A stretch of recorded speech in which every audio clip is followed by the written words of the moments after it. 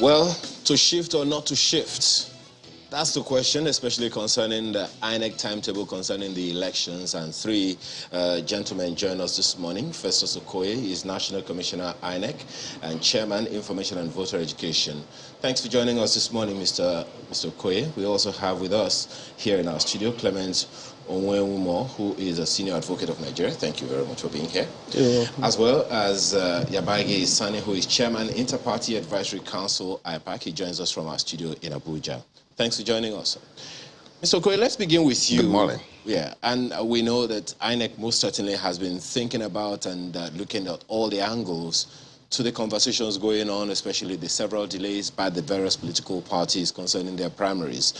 So, what is INEC's position and what are the considerations, if any, for a shift in the election timetable?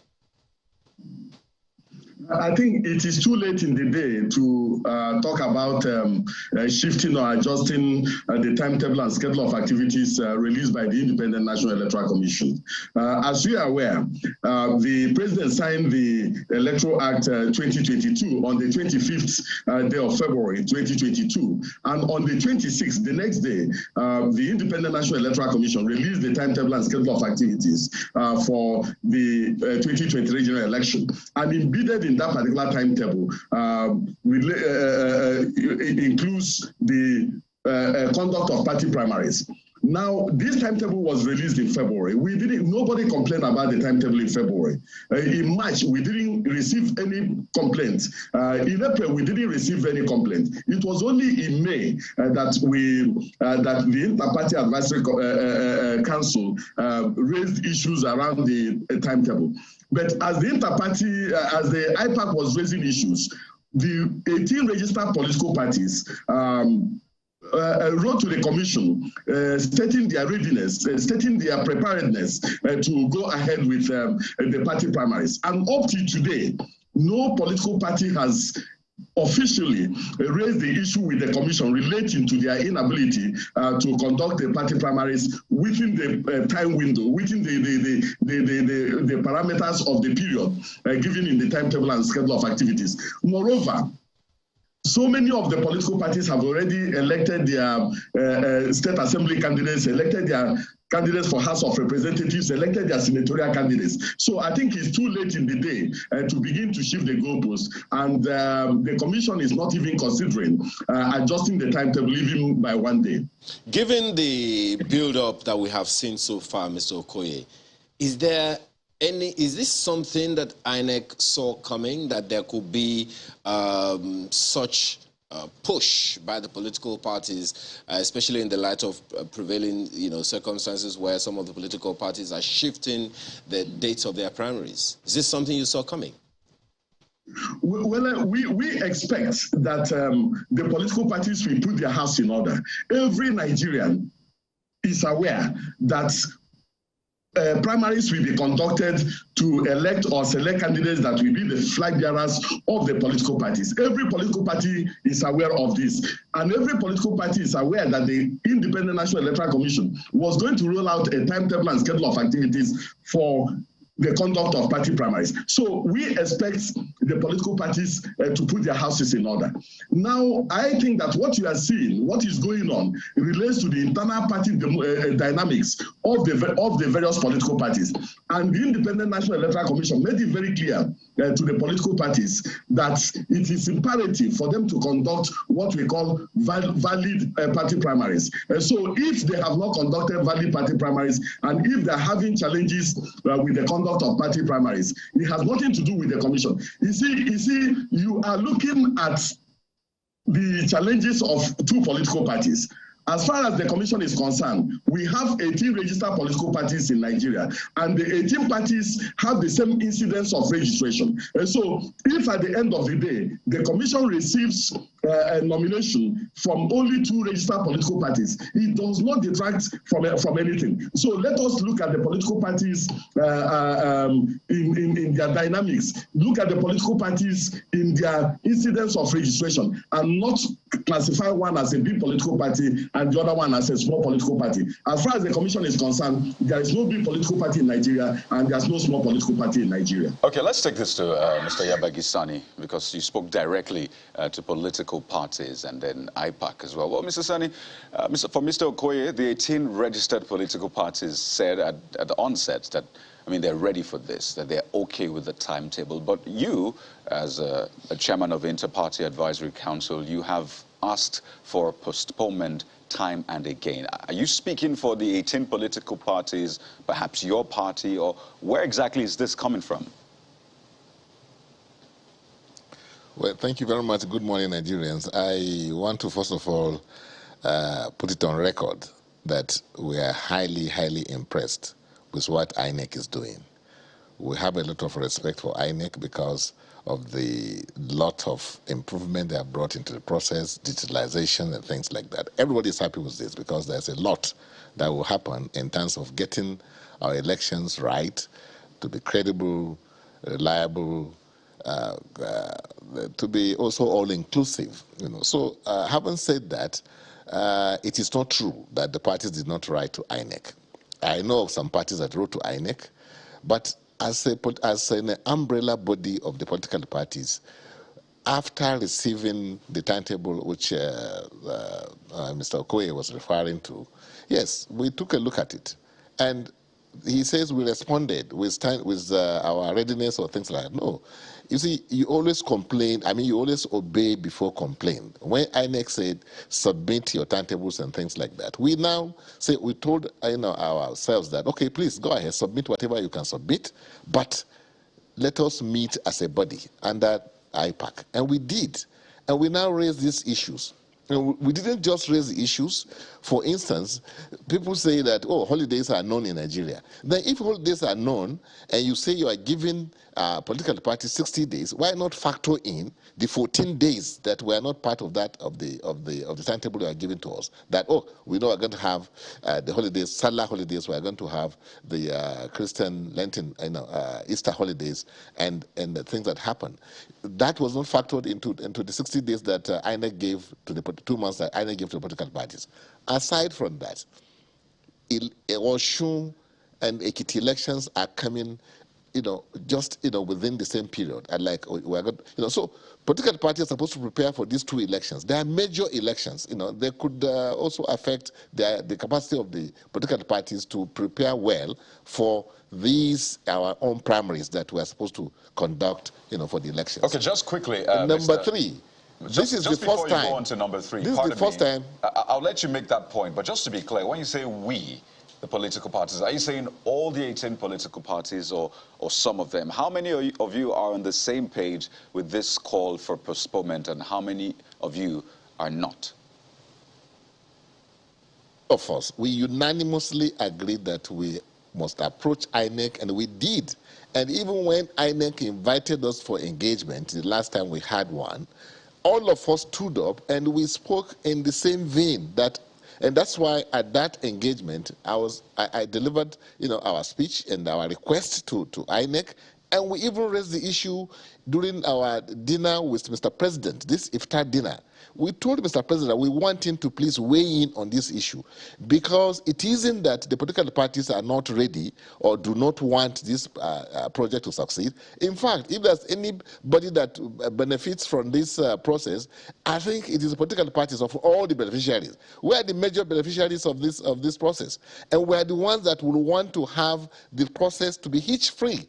So, but all we are saying is that the timetable is too tight, and more so, no political party is asking INEC to adjust, to shift the time of the primaries, or like that, or the timetable for the elections. No, the constitutional requirement is that not later than 180 days, parties should submit all their candidates, papers and requirements to INEC. what we're asking for does not in any way, in fact, you still have 2 months, that, or the 3 months that you add to that 180 days. So, which means what we're asking for, we are being reasonable, we are being considerate. We know the implications of shifting the timetable, in a way that will bring us constitutional crisis. We are very much aware of that, So, people saying, Mr. Okoye said, parties that, no, we unanimously, not only did we write to INEC, we also went there, all of us. In fact, the INEC chairman himself made a statement that day. He said, this is the first time I'm seeing all the 18 political parties, coming to our engagement. We even took photographs because that was the only time that you had PDP, APC, ADP, ADC, all of us, were in that hall. For one reason, we wanted to ensure that INEC get the message that this is not something just coming out of the blues. No, it's a serious matter. Because if you don't, what you need to do whatever is worth doing, at all, is worth doing well. And what we are saying is that when you make haste in doing things, you make mistakes. This is the first time this law is coming, into force. That's Electoral Act. And all we are saying is that give us time to take time to ensure that we sift through the papers being submitted by the politicians, because electoral law not only does it confer on us the responsibility, we are also accountable. If we submit anybody's name and his papers are discovered to be false, the party will be fined, and the chairman of the political party and the secretaries, will also, have to answer, to the court. So we are very mindful of the fact that this is a very serious business, and we are very mindful of the fact that we must make haste slowly, so that we don't make mistakes that, end of the day, will even, upset the entire arrangement we are trying to. Because primaries, like we all know in this country, that is where you have the biggest crisis, and that's where you have cost care crisis coming out. Not so much during the general elections. It is during the primaries that you have, some of these court cases that after you have done everything, the court will just come and say, well, you didn't follow your own laws or your constitution and things like that, and will overturn the whole thing they have done. So that's why we need time to do this thing right. Yes, Mr. Yabagi, and moments ago you talked about Osun, and you expressed concern that because it's a major election, they'll need time, to take care of all of the logistics and the loose ends. Might I ask, Mr. Yabagi, if any of the main parties are putting pressure on you as chairman of IPAC, or making special appeals to you to further reinforce it on INEC to shift the deadline?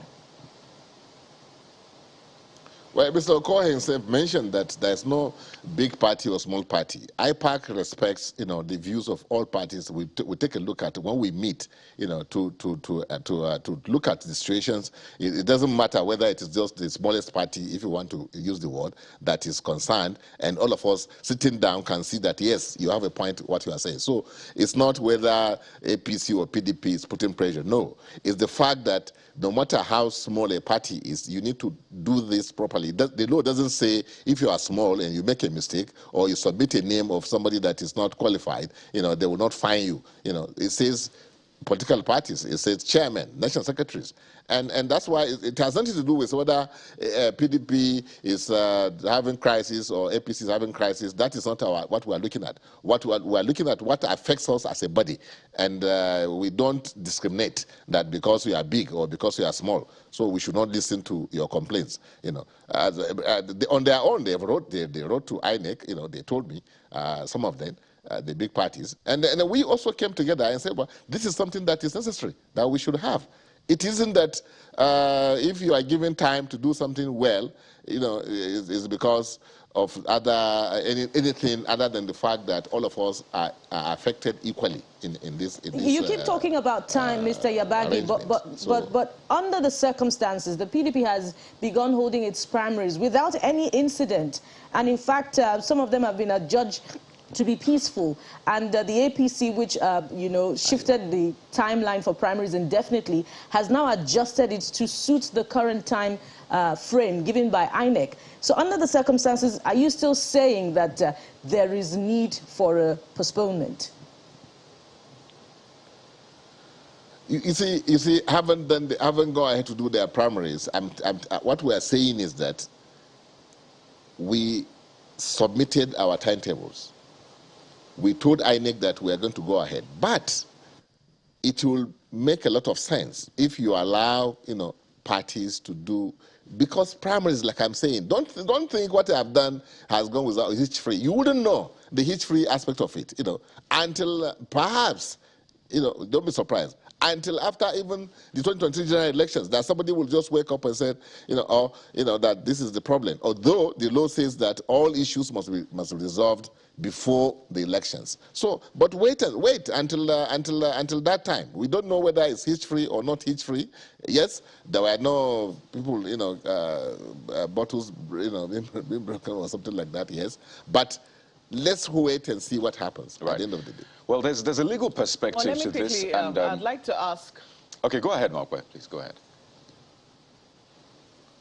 I'd like to ask Mr. Okoye a few questions, but let me clarify a few things from you. You said you were asking INEC to postpone it based on a few reasons. Some of them you gave as the fact that there were holidays, the Easter, the Salah holidays as well. So maybe I should flip this. I'm just making sure that I heard you right.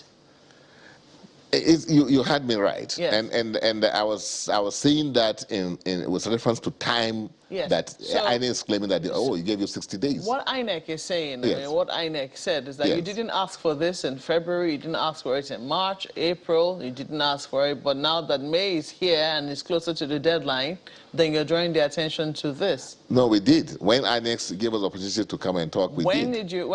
What time was that? Because you said you went all as a political party, yes. as IPAC. Yes. What month was that? The last engagement we had with INEC, I think it was the beginning of this month or something like that. That's May. I can't remember. So that's what Mr. Okoye is saying, that yes. you didn't bring it up all of that time. Easter didn't happen all of a sudden. No, we wrote a letter. Neither did Salah. We wrote a letter, and I know political parties that wrote letters to INEC before IPAC now came together as a body when we had the opportunity of meeting INEC. I wanted to ask you precisely what you need the extra time for, because some people will say, is it not primaries? I mean, what does it really take political? It's not for people to say, I want to run, and at the local level, people choose amongst themselves. Why is it so difficult? Why? No, we have to be realistic. This is not so mechanistic. This is about human beings. This is about people's ambition. This is about the nation. This is about politics. Yeah, but what about you. What exactly you need time. What exactly is technical in it? Pardon me? What exactly is technical about it? Oh, the technical aspect. No, what is human about it? You should ask me. Technically, you can draw your timetable and say, do it between today and tomorrow or something like that. But the human aspect of it, the social aspect of it is what I'm talking about. You need to, you see, you've been hearing so much about zoning, about it's our turn, it's those one's turn, this one wants to run, this one.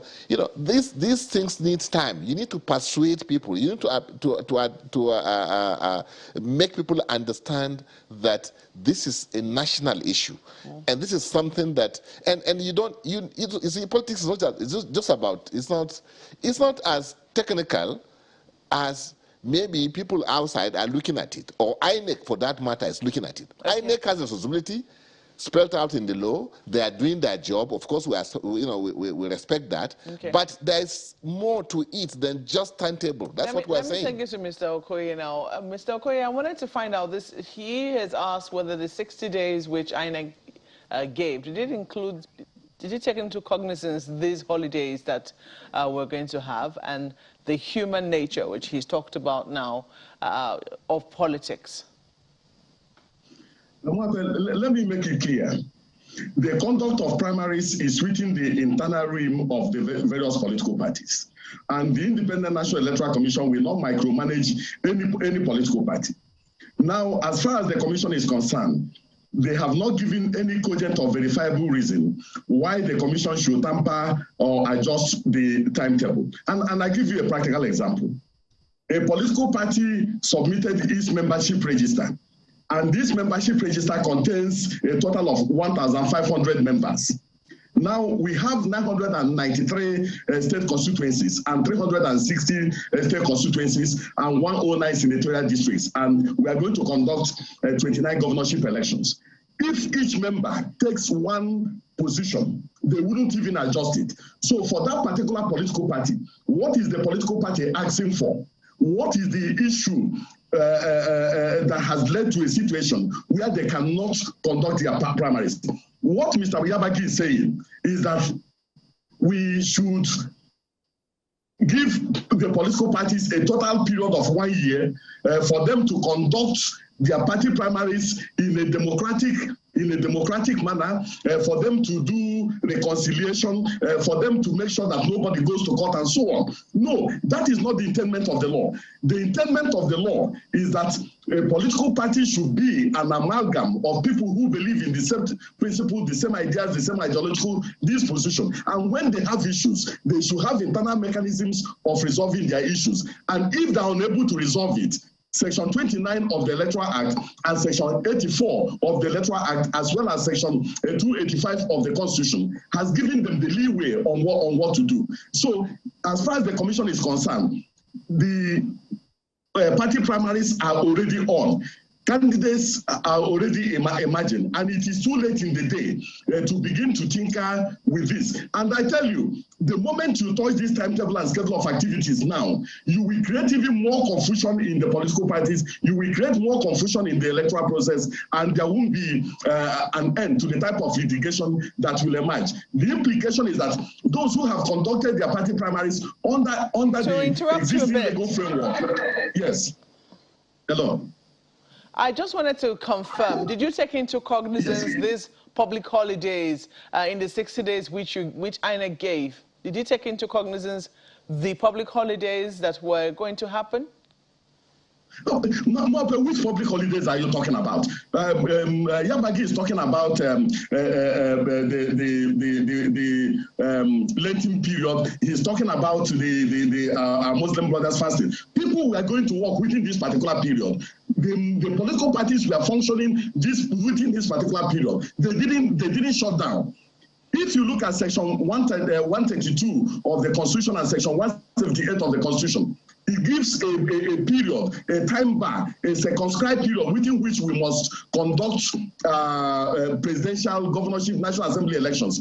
If the Lenten period falls within that particular period, and if the Muslim fasting period falls within that particular period, we cannot stop on the grounds that it has fallen within this particular period. We must conduct the election because the implication of not conducting the election within that circumscribed period will be a constitutional crisis. So for me, that is not the period itself is a given. What I'm asking is about the public holidays that follow. We know that Good Friday is a public holiday, Easter Monday is a public holiday. We know that usually there'll be 2 days for Salah. As a matter of fact, people thought there were going to be 3 days, including the Workers' Day, May Day, but it wasn't. They were given just 2 days. So that's 4 days public holiday within the 60-day period. Did it factor in those 4 days? That's the question I'm posing to you, Mr. Okoye.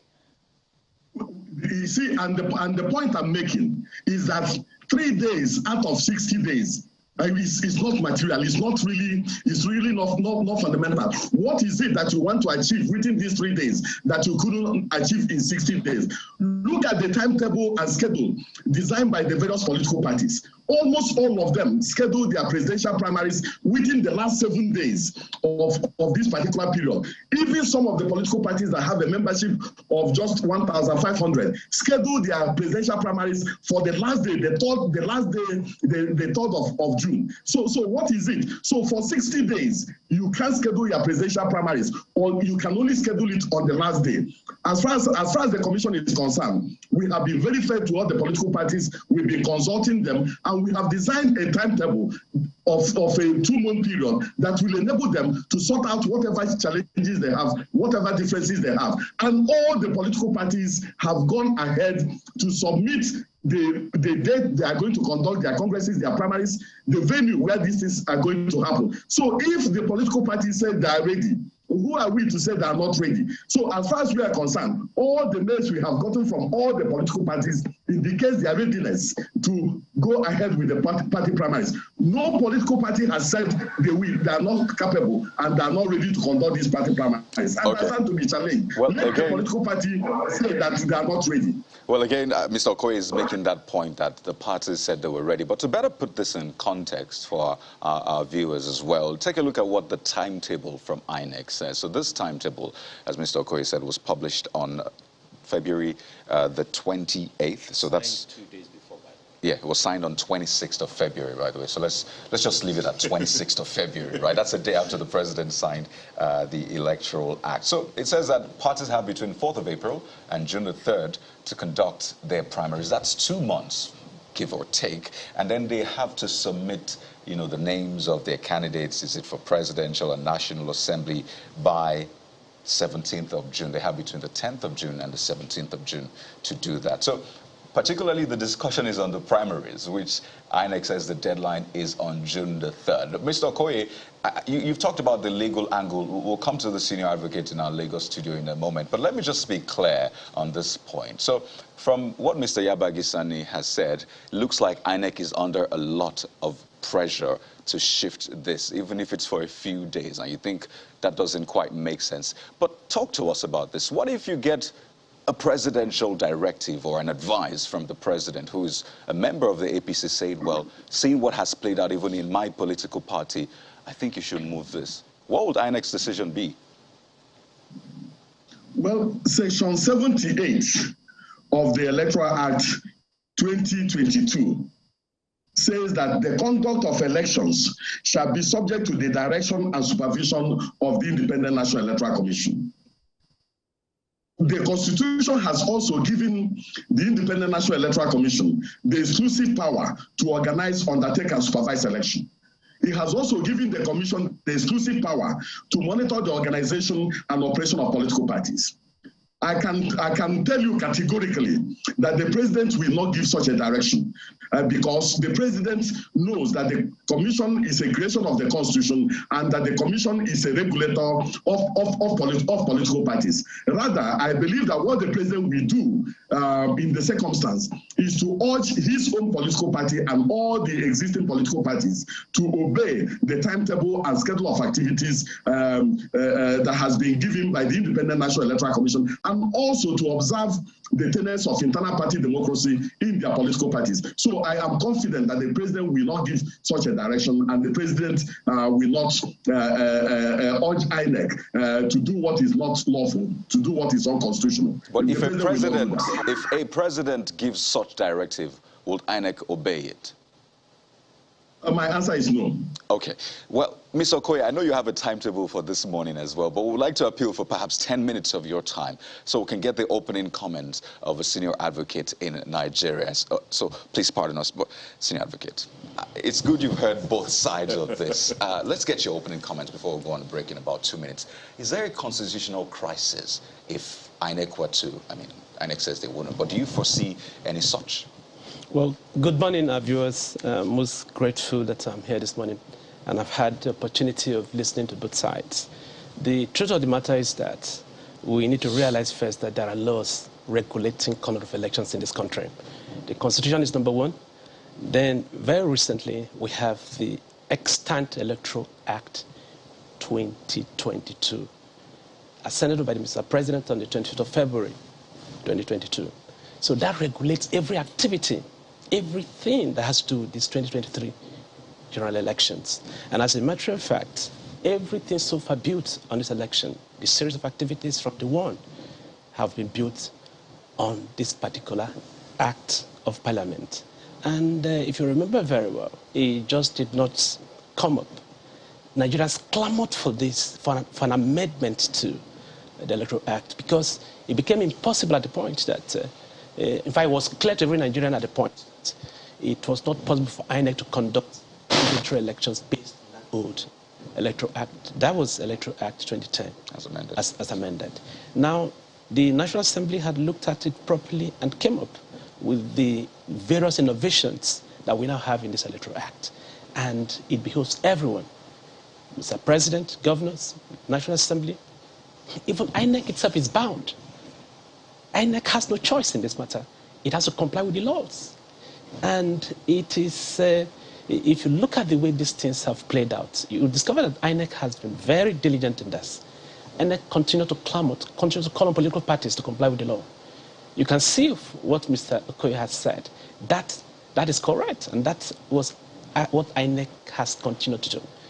Now, there shouldn't be any confusion so far as implementing these laws are concerned. One is that everyone has been aware of the various provisions in the Electoral Act 2022. Everyone has been aware of it. And as a matter of fact, some of the fixtures of very effective laws said that first, once it is signed, it has to be made public. Secondly, is that it has to be acceptable to the community. And such laws also must be capable of enforcement. But then, And I'm coming, let me finish. It must be capable of enforcement. Then very important is that every such law should engender confidence in the people. It should be stable. If you don't mind, Honorable Senior Advocate of Nigeria, we need to take a break. But, there is something that the legal profession tells us about the letter of the law, the spirit of the law, and then the technicalities of it. And how do these all play out around the elections? These and so many other issues we'll raise with you and the rest of our colleagues when we return from this break. Please stay with us.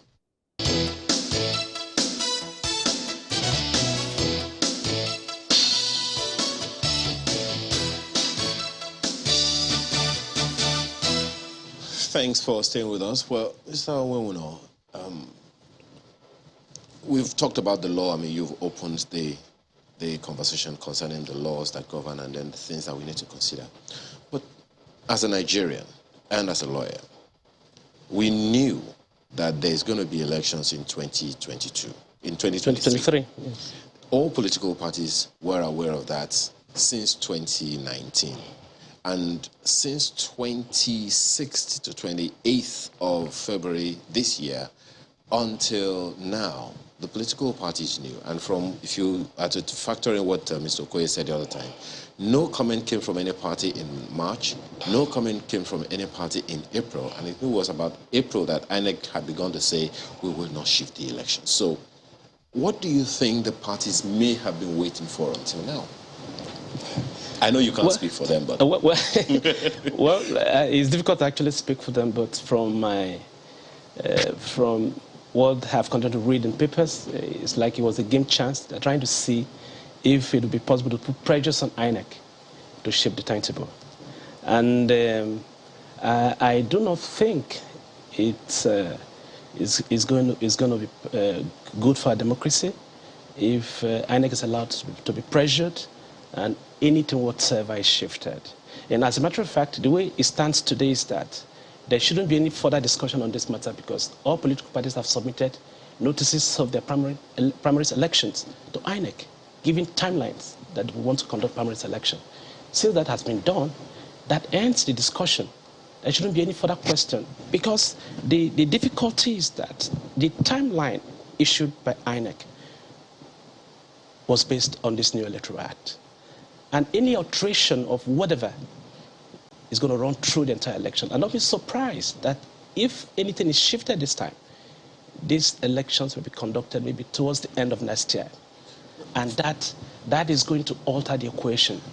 It's going to lead to constitutional crisis. Now, that constitutional crisis I'd like you to speak to, because there are those who are wondering, okay, maybe the last of the process before May is that we have about 2 months or thereabout before May next year, which is supposed to be the handover date. So if there is a slight shift, as Mr. Yabagi had been saying, how significant will it be in the entire process? Will it really rock anything, or we're just playing safe?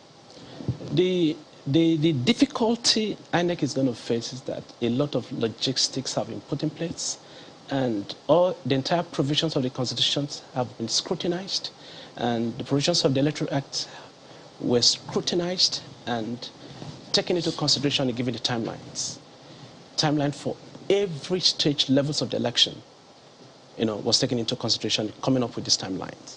Now, if because of pressures from one or two political parties, INEC is pressured to alter the timetable by shifting anything at all, there's going to be a problem. And then there are options open to political parties, and which they need to consider. They need to look at Section 84 properly. There are options given to political parties in that section that could aid speedy resolution of whatever it is they want. If it is primaries election, if there are disputes there, they need to do so. There are primaries, there are direct primaries provided for in Section 84. There are indirect primaries provided for in Section 84. There is also consensus arrangement also allowed now under this new innovative provision. So if the political parties appear to be having any problem because of the indirect nature of the primaries they want to conduct, they could switch to direct primaries where all elected, all registered members of their political party could participate. But wouldn't that be a lot more cumbersome for the parties? And a little bit too late as well. These options have been available since February. And as a matter of fact, these options were debated for a long time in the National Assembly.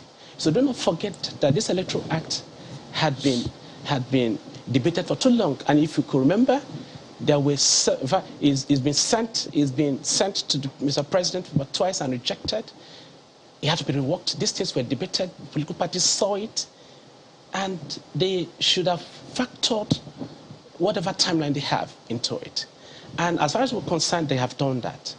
So whatever is happening now is more like self-inflicted, and they need to bring all the timeline. They need to ensure that the timeline they have comply with the Constitution, comply with the Electoral Act, so that there wouldn't be any disruption of the 2023 general elections. Right. So, speaking of alterations, I'd like to bring it to you, but let me first of all put it through to Mr. Okoye. We could go back and forth on tinkering with the timetable, and the debate will be endless. But let's look at 84.8, Mr. Okoye. And there's been a lot of concern about whether or not the president would assent to the amendment by Parliament to accommodate statutory delegates, and some are also talking about super delegates. I imagine that it doesn't necessarily concern INEC where politicking is concerned, but where administration is concerned, that's where INEC may come in. How does this concern about whether or not the president was assent to the requested amendment by Parliament to 84.8, where does it touch INEC?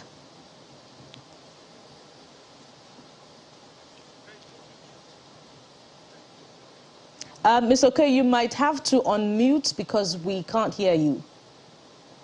As far as the Commission is concerned, as of today, the extant electoral legal framework is the Electoral Act 2022. There has not been any amendment to the Electoral Act 2022. I am aware that a bill was passed by both houses of the National Assembly and forwarded to the President for assent. That particular bill is still incoherent. The Constitution gives the President a total period of 30 days within which to assent or to refuse assent to a bill forwarded to him.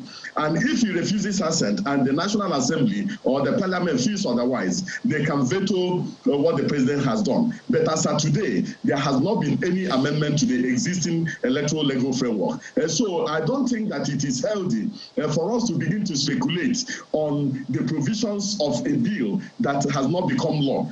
The political parties know that what they have to work with as of today is Section 84, subsection 8 of the Electoral Act, if they want to conduct indirect primaries.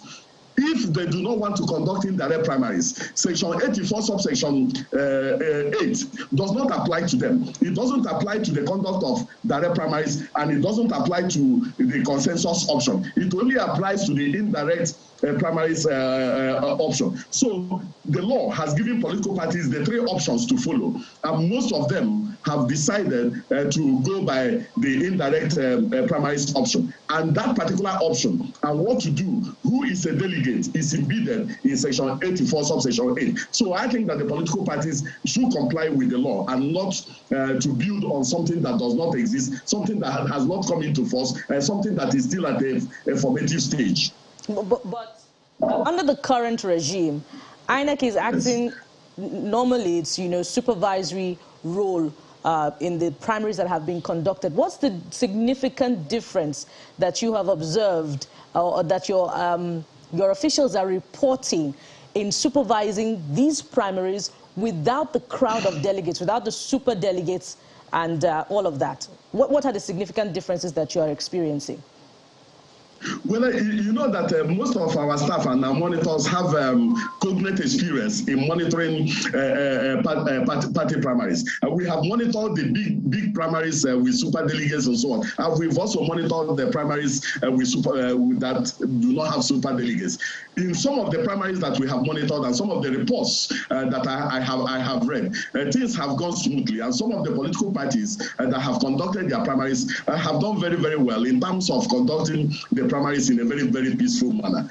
Some of the small challenges that some of the political parties have had in relation to their party primaries is when they do not want to follow the spirit and the letter of their own constitution, when they want to cut corners with the electoral, and when they want to cut corners with their constitution, and when they don't want to imbibe the spirit of internal democracy, then they begin to have problems. But I believe that the courts are there to resolve whatever challenges and whatever problems we have. And let me just make this point, that under Section 29 of the Electoral Act and under Section 84 of the Electoral Act, the jurisdiction to entertain and resolve disputes relating to pre-election matters has been given exclusively to the Federal High Court. The State High Courts and the High Court of the Federal Capital Territory no longer have jurisdiction over pre-election matters. So I believe that the Chief Justice of the Federation has given directives in relation to this. And some of the challenges we've had in relation to some of these pre-election matters revolves around some of the High Courts still trying to assume jurisdiction over pre-election matters, which has been given to the Federal High Courts exclusively. And so I thought that I should make this point. So would it be safe to say that under this current regime, there is less conflict and supervising primaries, has more stability?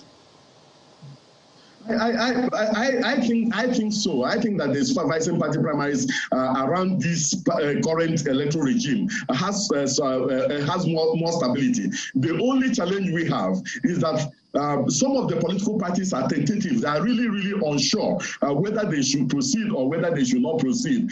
Some of them have been adjusting their timetable from time to time. But I think that it is a learning period for everybody. It's a learning curve. And the Commission has been very, very flexible in terms of allowing the political parties some level of able room to adjust their timetable and also get their acts together. So I believe that after this learning curve, the political parties will stabilize going forward. But I believe that we will get there. And in the next few days, the political parties will be done with this thing. It may be painful, but they will get there. Let me ask you, Mr. Sani, what you make of the Section 84.8, which the President is here to append the signature to in terms of the amendment that has now been done to the Electoral Act. Do you see any implications for the future of political parties? Not at all, because... what about the conduct of elections? No, it has no impact with that, because it's about giving people their inalienable rights as enshrined in the Constitution, that you should be able to participate in the electoral process that would give you a leader, your leader, as a matter of fact. So if you have a situation where some people have a different choice, I think there's something wrong in ensuring that people are, are given their inalienable rights, like I said. So, and that's what the amendment to Section 84.8 is all about. Yeah, but the President hasn't signed it. Yeah, because the President has 30 days, and even after 30 days, if he feels that it is not for now, because of the implications of it to what is happening today, it might introduce other complications. Maybe that's why the President is not so quick in signing it. Mm-hmm. But for your own political party, you do not see any implication for you. What about the major political party when statutory delegates are not able to vote? Doesn't that create a problem, especially in terms of the balance of numbers? It certainly changes the political calculations, doesn't it? It doesn't. If people don't, there's something that you must understand about politics in this country and everywhere, for that matter. You see, the people you are talking about, statutory, delegates, those delegates do not necessarily have to participate in an election before they get their way. Because of the fact that you say super delegates, they don't necessarily have to participate. They can sit in their offices or in their homes and then have their meetings, and then this is what we want to happen. And that's what will happen in all cases, and that's what normally what happens. So I don't think it's anything to really worry about whether the super delegates are able to participate or not. They know how to participate. They don't have to be there physically. They will still have what they want. But the issue here with the adjustment or not, which is not here, is that, see, in every law, once the Constitution has made provision for a particular law and an Act of Parliament has been brought out, as in the case of INEC now, for implementation, administration of the law, of the provision of the Constitution, and implementation of it, normally the regulatory agency all over the world, they invite the major stakeholders. This is how we want to implement this law. This is the, especially when it comes to timetable that affects political parties directly. There's nothing wrong if INEC invited us to say, okay, this is the timetable. We're not asking INEC to do anything that will have the adverse effect as far as the constitutional aspect of it is concerned. The INEC is a little body that say, okay, to implement. We say, we are a major stakeholder. This is in reference to the postponement now, what you're asking for. We're asking for postponement, adjustment. Nobody say postpone anything.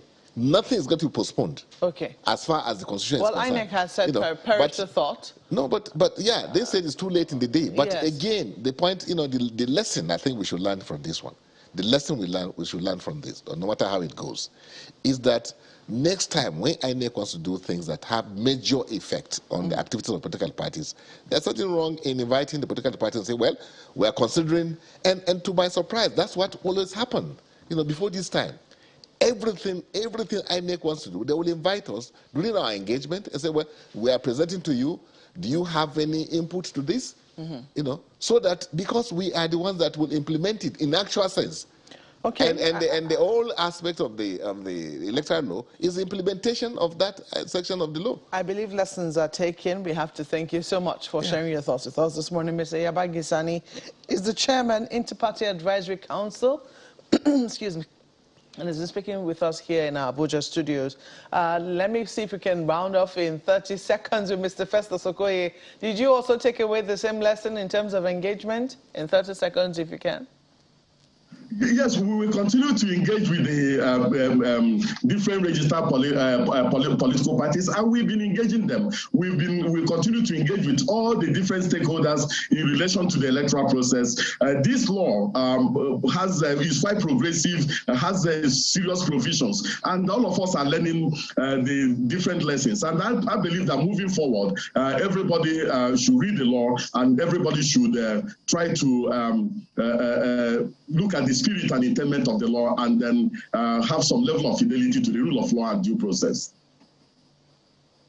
Well, thank you so much, Mr. Festus Okoye. He's the National Commissioner, INEC, and also the Chairman, Information and Voter Education Committee at the same commission. Thank you so much for coming on this morning. And then also taking the last words of our guest in our Lagos studios, I'd like to ask you if you're optimistic about how the primaries of the political parties are going to turn out this weekend. Are you optimistic that it's going to be completely rancor-free? Very, very, very well optimistic. I'm very sure that as long as the provisions of the Electoral Act are complied with, I'm very optimistic that results of the primaries will turn out very well. And lastly, I need to make this point that Section 84 sub 8, just mentioned by both Mr. Okoye and the chairman of IPAC, is not ambiguous at all. The provision of that section is very clear to the effect that if a political party chooses the indirect mode of primary selection, they ought to outline in their internal constitution a mode of democratically electing their delegates. And that provision has been there since.